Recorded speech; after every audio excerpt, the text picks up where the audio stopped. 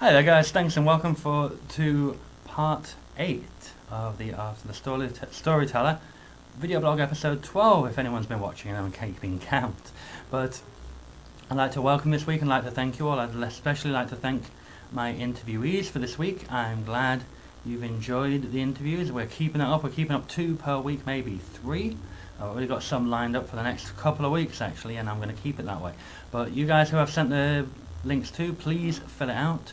Please send it back. Please let me work my magic on your books and your views and everything like that. And if not, let me just get you out there and get you seen. Let's just support one another. That's what we're here for ultimately, and at the end of the day, isn't that right? We are here to support each other, we're here to help each other, we're here to work together. And I've learned an awful lot from those people I've been working with and interviewing these past couple of weeks. I've learned many things. I've learned many different ways of writing. I've learned about the interactive choice-based novel, which I learned from Norbert today. I've also learned about different styles, different ways, different methods, different everything, and that's the whole thing. That's what makes it both a joy and a challenge to work in this market, the diversity. But the thing I would like to focus on, I would like to point out, the true diversity is what I like to see.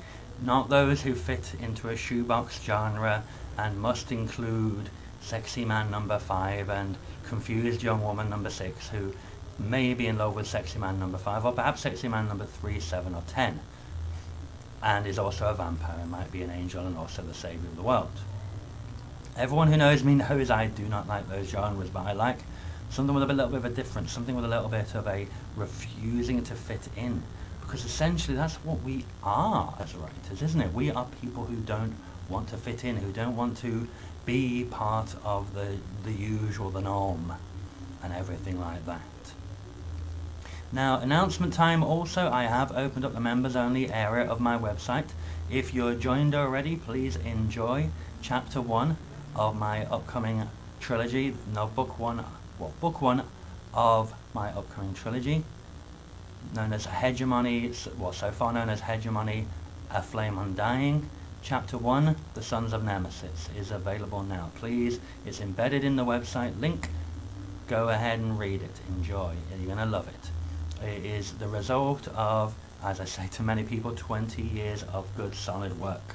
Well, 20 years of indecisiveness and then finally 1 year of good, solid work, but never mind. And that's what I want to come into this week as well, by the way. And I'll get onto that in a moment. Also, I'd like to mention, please check out my interviews. Please check out my interviewed authors.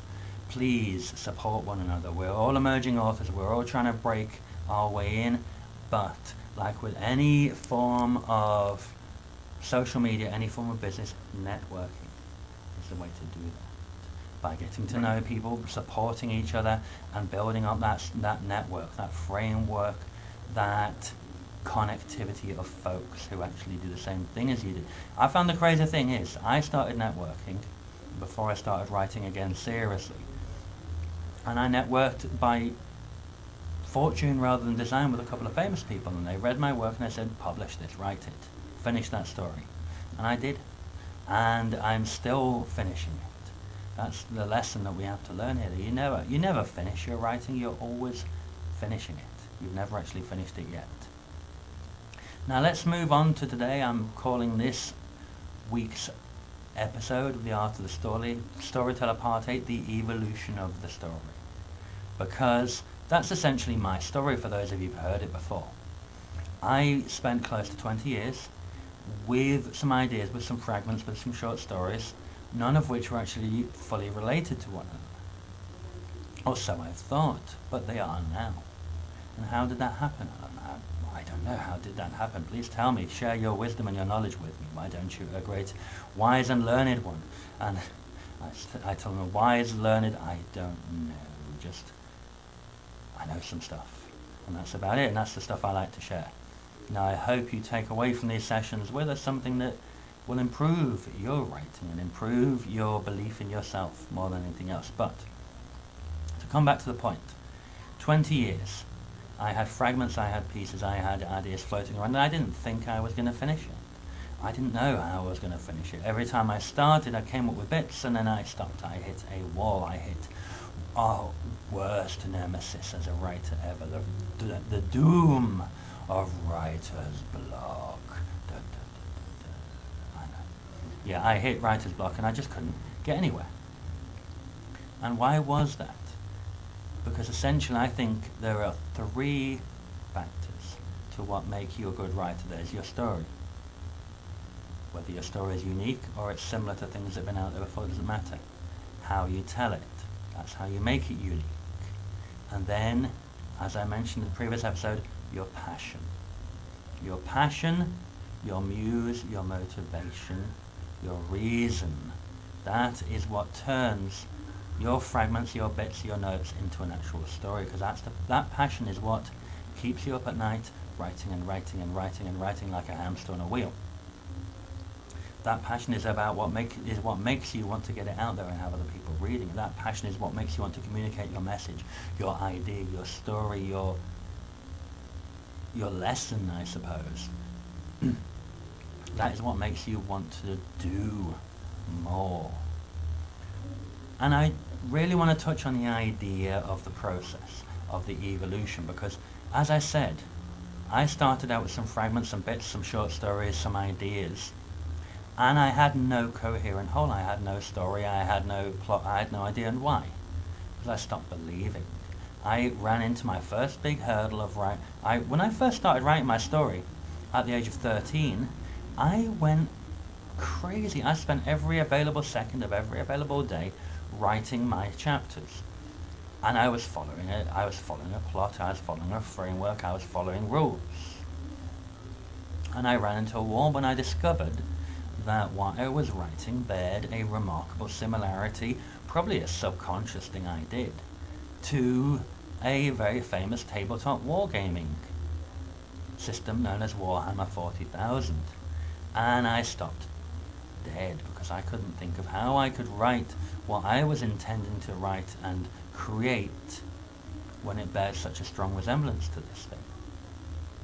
And what did I do? I gave up, I put off, I stood back, I hummed, I hawed, I had an occasional half-hearted effort at writing, but I never really succeeded. And why is that? Because I didn't believe anymore. And that's what makes all the difference. If you believe, if you have that strength in your heart, those words that bubble, you will create. And that's what I did. I stopped caring.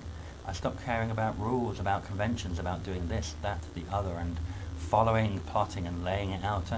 Do you know how long I spent plotting out my books?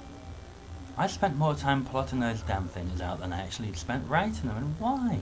Because every time you plot, it's great, but then, as far as my mind works, as soon as I put word to page, I come up with something new, or my character does something I didn't expect them to do. So what did I do? I threw all of that out the window, and I realized the great trope given by both Stephen King and Neil Gaiman: your first draft is going to suck.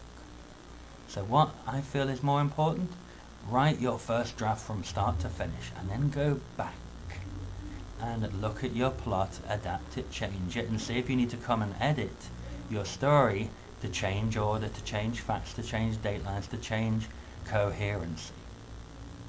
That's the way I do it. Because what did I do when I decided to stop caring? I took all the short stories I had, I edited them, I retrofitted some of them, and here's what really happened, you know. I came up with my first book, The Wandering Wanderer, a collection of short stories, and I had all those stories already. I edited some of them, and I threw them in, I threw in some poetry. It seemed great. Then, what did I realize? As I was writing book 2, I discovered that I was starting to develop something. My characters are starting to develop something. So what did I do? I kept going. Book 3 of the collections, it was developing some more. Book 4, it was developing some more. I left them alone. I then started playing around with some ideas for other stories, and my novellas came into being. Once I finished my novellas and I had what was essentially a 5-part coherent story from 5 different viewpoints, but all the same story, I realized one thing which was very important. I went back and I retro-edited all of my short stories in all my 4 collections to make them something coherent. And I realized as I was writing it, I had developed my universe. I had found a way to make all of my stories, to make all of my plots of all of my ideas into one huge coherent thing. I had built a world, and everybody I had written about so far was part of that world. And that was an incredibly huge moment when I realized the problem I had been dealing with for so long solved itself. And suddenly I had 2 trilogies planned. One from the Trinity side of things, which is about the war of Earth when the Council shift into the Union and take over Earth, and it's everything about Gabriel, Unity, and Sham trying to prevent that war from happening, regardless of the fact that they know it's inevitable. And that's where my very first story comes into play. The very first story that I put in in A Wandering Wanderer with Sham and Gabriel on the moon. That is that story encapsulated. That story takes place at what would be the beginning of the first book of Trinity, just in between. Everything else I wrote was background to the Hegemony series. Everything else. But it was also background to the Trinity series, because I suddenly realized by Sham working his way into another sequence of stories I've been writing, he had coagulated, grouped together, and linked everything. And suddenly I had a coherent mythology, a coherent story, a linked sequence of events that I could turn into something. Now, coming out soon, as you've seen the bit that is free and available, Hegemony, A Flame Undying, the Sons of Nemesis came from something I thought maybe was a gap that I had missed out, a plot hole that I had missed out in my stories and everything else, and the novellas and everything I was linking up to. Then I realized, actually no, it wasn't, Alan, you forgot to actually remember one little note you'd written down about what was going to happen to those 1,000 Kal Shadar who remained behind when the rest of them left. You did the numbers, you wrote it that way quite intentionally, meaning to leave those 1,000 to one side, and also for the numbers to be missing 100. And you did that quite intentionally when you were writing your background and everything else. Read the Sons of Nemesis to find out why, is what Alan says to you. But coming on back to today, the evolution of the story, that's what this is all about, how my story evolved into something I wasn't expecting. Let that happen and see the magic that comes after it. Like I said, I let my story evolve. I just wrote and found something magical had happened. You need to do the same thing, really.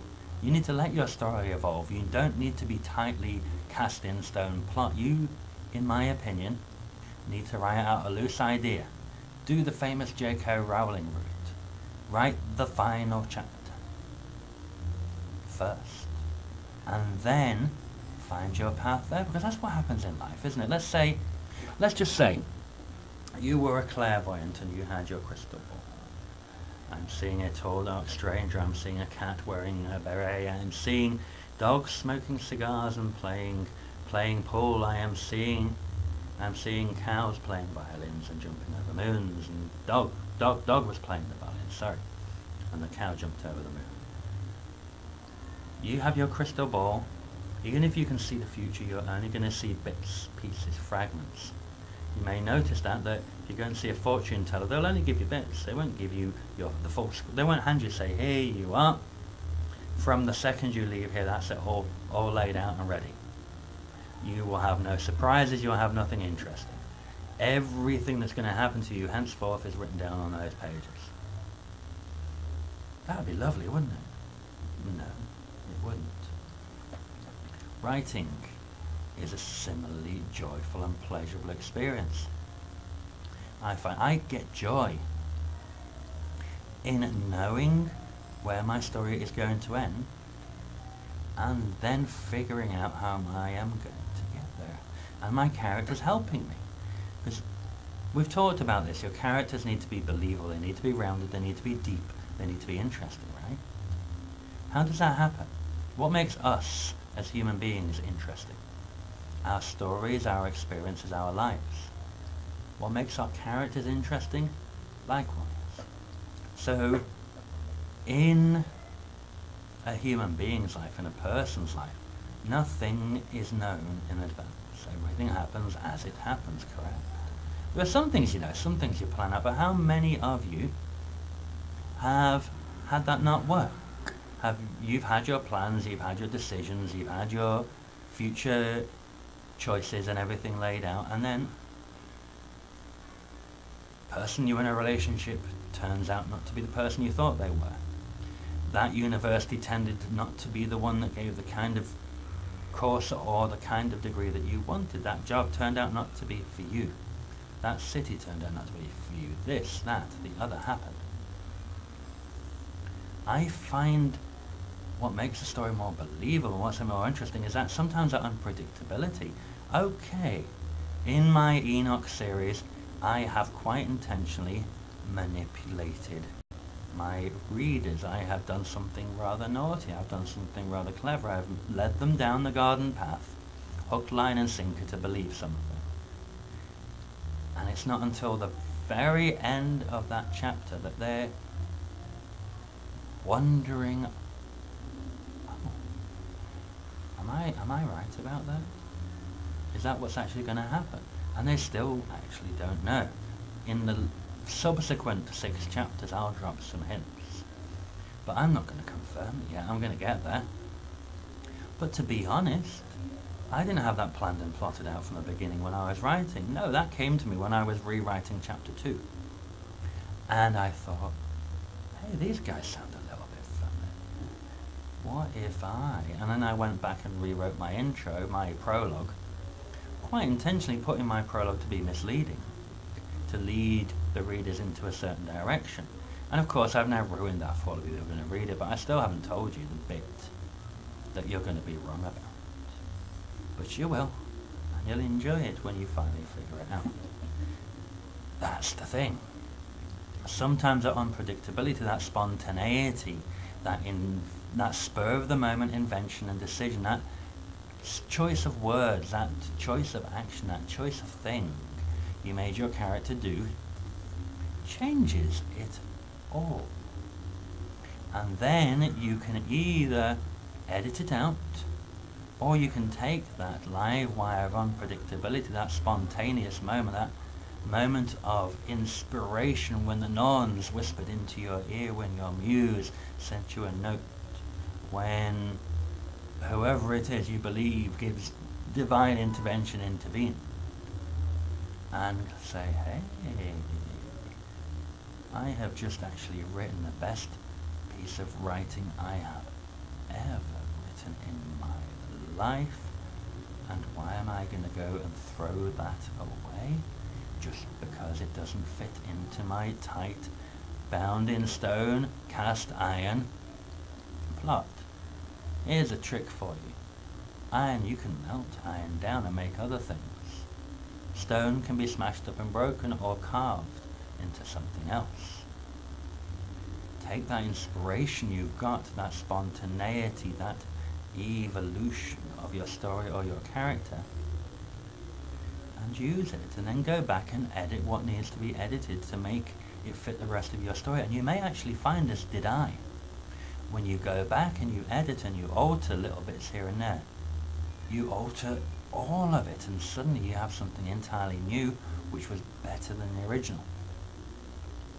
I know it doesn't happen. You can experience sequel syndrome, where the sequel never matches up with the original, but let's see how you can write that. Let's see how you can make it go and work. Huh? How about that? Now, I'm coming back to something here as well, as we're saying, the evolution.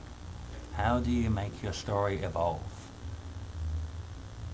Everybody I've spoken to has mentioned this. I've seen it on groups, I've seen it from people asking me directly, oh, but my characters are doing things I didn't expect them to do. They're talking in certain ways, they're becoming something else, they're doing things I didn't tell them what to do. I even hear them talking inside of my head sometimes. Good. We're writers. We write down conversations that imaginary people have between themselves.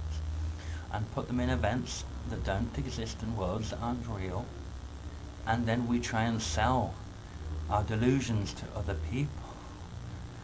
We're not 100% sane. It comes with the territory, it's par for the course. Just as insecurity, nihilism to some degree, and a little bit of social awkwardness and anxiety come with it. As I said, someone who spends all their free time reading books and wants to bury themselves and hide away in books has got a reason for it. Someone who then goes from reading books to thinking they can write a better book has a problem too. It's called being a writer, but we're not, shall we say, conformist to what is socially normal and acceptable, are we? Otherwise we wouldn't do it. So, we're hearing these voices in our heads and we decide, instead of other people going and taking drugs from the doctors and going to therapy, we decide what we're going to do is take our keyboard, we're going to sit down and we're going to start writing about it. And we're going to start inventing stuff, and we're going to take our imaginary friends, who most people get rid of by the time they're 7, and turn them into something other people will like and enjoy. To write a story, to create a message, to create something. Now, of course, a lot of people who create their own world, talk to other voices and have conversations with people who no one else can see, tend to end up in, shall we call, a mental improvement facility, taking drugs and wearing one of those jackets that does up like this, that does up at the back and you can never get your hands out. We are those fortunate crazy people who can actually make money from our insanity, if that's what you want to call it. We can take what's in here and we can put it out there, because we have that talent for words. And many people who've actually read my stuff, who've actually read my webpage, who've looked at what I write, hear me refer to the words with a capital W, claiming to be held captive by them and made to write under their instruction. But the thing is, the words, without meaning to sound utterly and unsavably insane, can develop a life of their own, can't they? They can evolve and develop and turn into things which we didn't expect them to. I've said it before, my character Shan, he was a trope, a throwaway out of the box Indian, a holy man, wise person who was going to give the secrets that Gabriel needed to know to go on his adventure suitably informed, and then never be seen from again. But then he decides to, while he was around at the time, so why not fall in with Alexander the Great and save his life? Why not go on a great adventure and end up in the Dominican Republic in an alternate world which happens to be ours and get shot? Why not become the guy who actually founded the council and was then had it jacked away from him? Why not do all of that? Good point, why not? So I did, I tried, I listened to his ideas, and good gosh above, he has turned into the most popular character I've ever written. He has a fan club, people love him. People want me to write stuff just about him, and I did, but not strictly just about him. Other people had an intro, and I left him suitably vague in his books because, well, there's more to come yet, isn't there? I don't want to give away all of his secrets now, do I? But I opened some doors and I listened to people. And there's another thing. People talk about writing to the market, writing for the market, creating and writing what is already popular or what is already acceptable, what is going to sell. Here's the thing. They got the incomplete message. Because, oh, excuse me, I don't know what I just did there, my chin was itchy. Excuse me. There's one important thing here. You can write what your fans would like once you have some, but get them first. Once you have fans, listen to them and take their feedback and either discard it or use it, but don't write to what is popular. Don't write another half angel, half demon, half cat-loving, dog-loving, lesbian, gay, gender fluid, secret save of the world, magical salvation of everything, angel, dog, werewolf, like everyone else does who happens to be in love with his best friend. Please don't do that, because everyone else has done that already. That's conforming to the market. If you want to write about that kind of character, do so in a way that no one else has done before. Don't succumb to writing what is popular, because as I say, and as I have said, if you're writing in it for the money or in it for the popularity, there's the door. I don't have time for you. If you're writing because, like me, the words fill your head and have to come out or your head will explode, like Alexander Yehorenkov's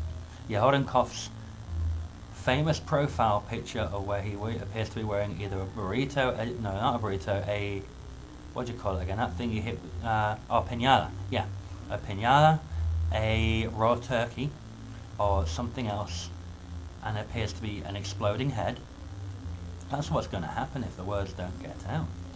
I write because I love it, because it's my passion, because those words mean something to me.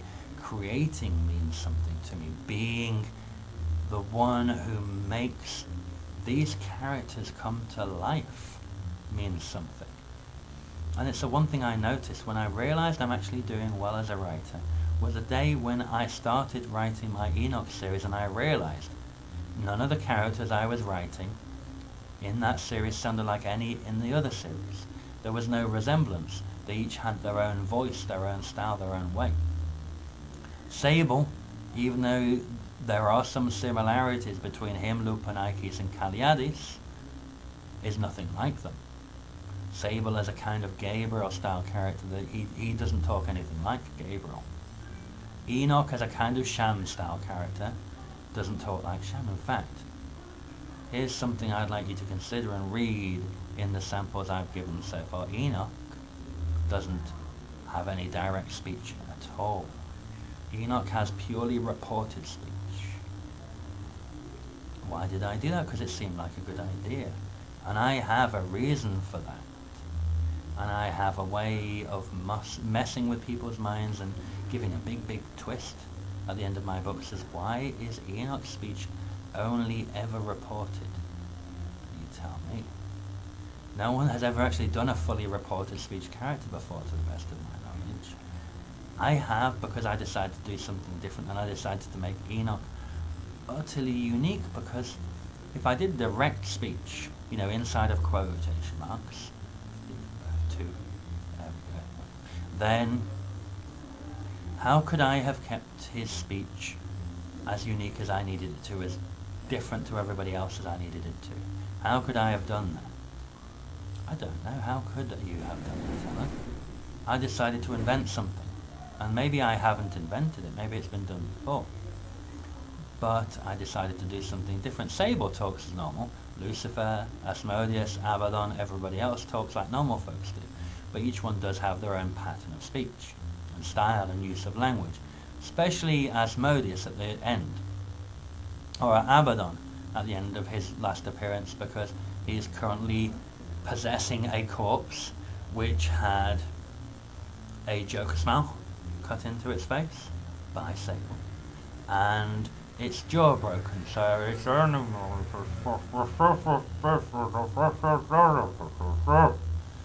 so yeah, and I did represent that in the speech as well. Good luck decoding that. It'll be funny when you do.